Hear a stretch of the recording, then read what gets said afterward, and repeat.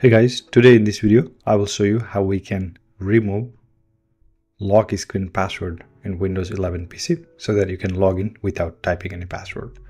So in this computer, if I lock my PC here, you can see prompt for password. So we will change the setting so that we can log in without typing any password. So for that, right click on your start menu here and click on settings.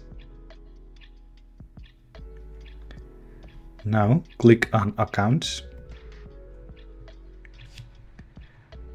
and find sign in options here. Click here